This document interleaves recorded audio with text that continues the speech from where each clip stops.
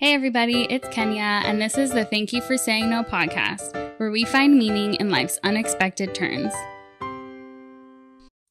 Hey everybody, we're back with another solo episode. Today's episode is going to be a little different. For the last few weeks, I have been house sitting in Florida, and I'm staying at a house that is in a retirement community on a golf course close to the beach. So if you're watching this episode on YouTube, I put a loop of the ocean crashing in slow-mo. This is a video I took while I've been in Florida, and so I don't know, I thought it would be fun to switch it up. Usually it's just the logo, so.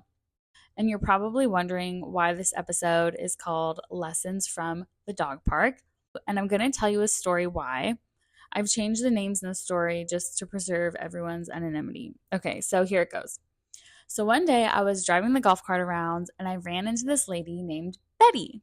And Betty was on her golf cart with her dog. And Betty said, "Where are you going?" And I said, "I don't know." And she said, "Why don't you come to the dog park with me?" So I said, "Okay." And so I followed her to the neighborhood dog park. And lo and behold, the dog park started trickling in with lots of people. And apparently, the dog park is the hangout spot in the community. It doesn't even matter if you have a dog or not. And so there I met Diana, I met Donald, I met Arthur, I met William, I met Theodore, I met Eleanor. Oh my God, it's just so funny and so like happenstancy. And I just love it. So everyone goes every day, and it's the most wholesome thing ever. Pretty much every day since I've been in Florida, I go to the dog park in the afternoon and I chat with everybody. And it's honestly the highlight of my day. So before everyone trickled in on the first day that I was there, it was just Betty and I. And naturally, it came up what I'm doing in Florida. So I explained that since I work remotely, I was able to come house sit for a while. And I explained, I'm an attorney and I also have a podcast called Thank You for Saying No.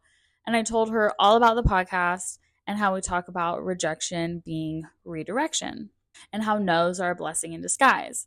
She loved it. And every person that came, she was like, "This is Kenya and she has a podcast."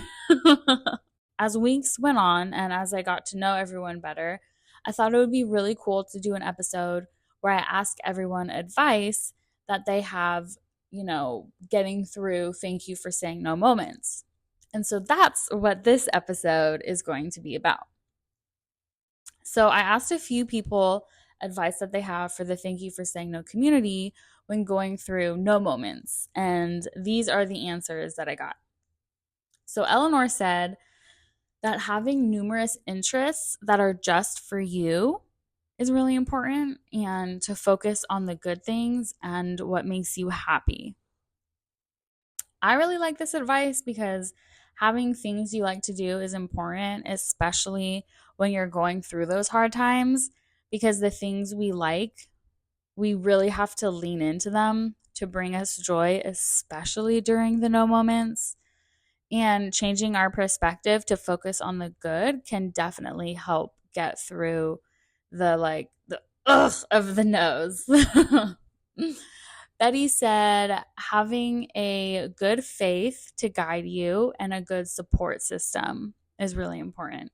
Since we know the value of someone showing up for us during no moments and during rejection, and the importance of a support system for us during those times, that we also have to remember to pay that forward and be there for others when they're going through no moments too.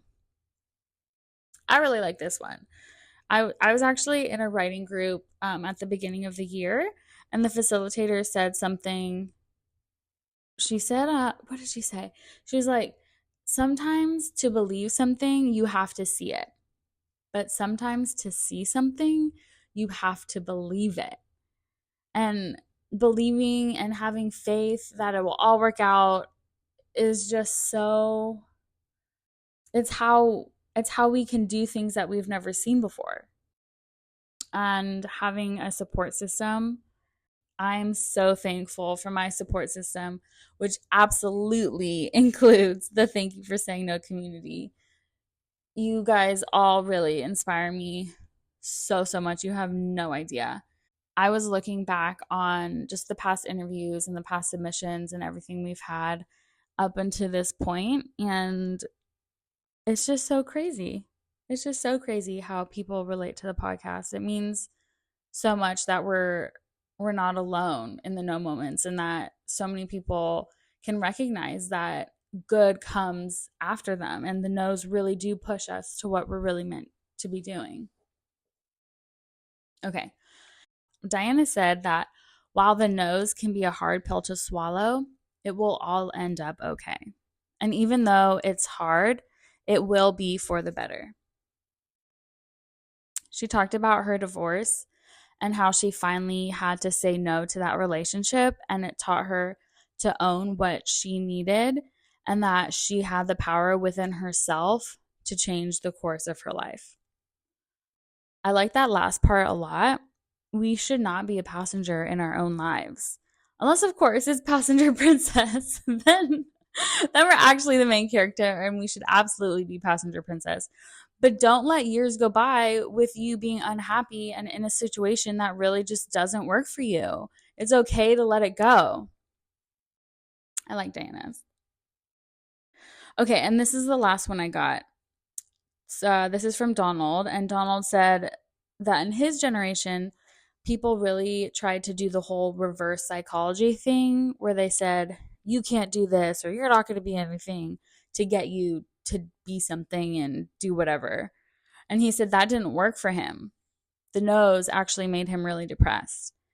And once he entered the workforce and he had a manager who would give him praise when he did something good, he realized he needed praise to accomplish things. And that actually made him feel better and be more motivated. And since he recognized the impact the no's and the praises each had on him, he decided that when he had kids, which he did, he would be sure to give them praise. I really like this one because no's can absolutely teach us what does not work for us and can absolutely change the trajectory of how we exist in the world and how we interact with other people, but in a positive way. And that's all I got. I hope you guys enjoyed these little advice nuggets as much as I did. I also actually wanted to share that Eleanor loved the podcast concept so much that she made these little bookmarks for me that have some of the podcast slogans on them. Some say rejection is redirection, thank you for saying no, a setback is a setup, rejection is protection, no's nudge us in the right direction, those kinds of slogans. And she hand wrote them in like calligraphy. They're so precious. She hand wrote them and then she had them laminated at the FedEx, and then she added a ribbon to them, and oh my god, they are so special. Which reminds me, if you saw the Instagram story from the other day on the podcast handle at Thank You for Saying No, where I was talking about how I have a special announcement coming up, the announcement is that we have merch. We have merch, you guys. We have merch. It's so cute. The samples just came in earlier this week, and I really like how they came out. I'm really excited to share them with everybody. I will add the link to the show notes once they're available for purchase, which will hopefully be soon. And lastly, would you please give the show a rating? If you're listening on Apple, you can even add a rating description. Like you can comment with words, not just give it 5 stars. And please, please subscribe on YouTube. Please, please. And comment. And please, please do it. Follow us on Instagram at Thank You for Saying No. It really helps, all the support. And we'll be back next week at the same time. Follow and subscribe to the Thank You for Saying No podcast, and you'll get every episode as soon as it's released.